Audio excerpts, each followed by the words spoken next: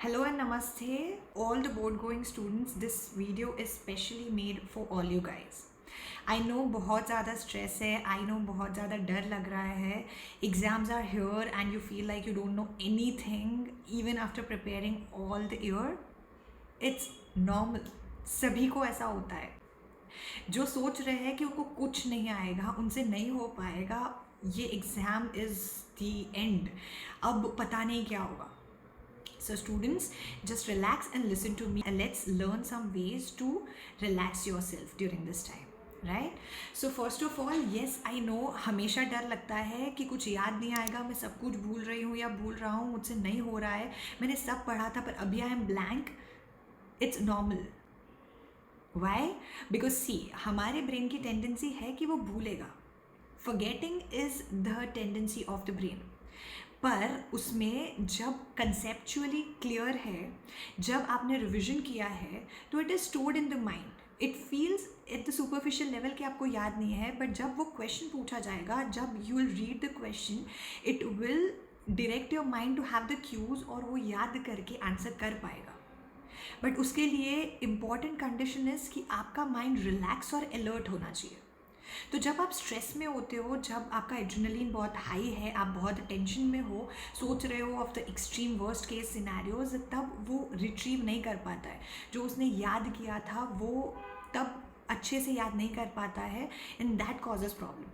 So yes, first of all remember कि भूल जाओगे इज़ ओके.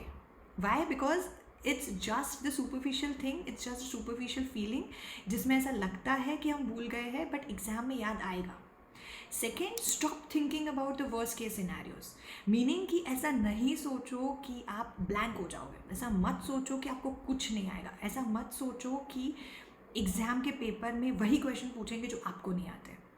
आई नो हमेशा यही लगता है and my mom always use to tell me कि हमेशा बेटा पेपर है ना, सब बच्चों को दिमाग में रख के बनाया जाता है and not every one is super intelligent and not every one is not very intelligent, right? So 70% questions are easy जो ऑलमोस्ट सबको आएंगे and 30% is difficult. So what you are worrying about is that 30%, right? वो 30% भी अच्छे से कर पाओगे अगर आप रिलैक्सड हो, अगर आप काम हो, right? So remember this and prepare for the best, right? तीसरी चीज़ है कुछ few tips which are very important to relax yourself, to destress yourself, right? So first of all is have good sleep. Second, eat good food. देखो, sleep और खाने को miss करके कुछ नहीं मिलेगा, उल्टा आपका दिमाग कम काम करेगा. So please please please have good sleep of at least 6 hours. Have good food. अगर आपको नॉजिएटिंग लग रहा है, एंशियस लगता है, नहीं खा पाते हो, keep some ice cubes in your mouth. It will help, it will surely help. And do some breathing exercises. I know उस टाइम पे ब्रीदिंग एक्सरसाइज करने बैठना ईजी नहीं हो पाता है and your mind is very anxious और नहीं होता है. So what you can do is you can use the 5 finger pointing method. How it goes is you start from your thumb, you inhale, you reach till the tip and then you exhale. Inhale and you exhale, right? You finish till the 5 fingers are done and do this 7 to 8 times, as many times as you require. It takes only a minute but it's very very very effective, trust me, right?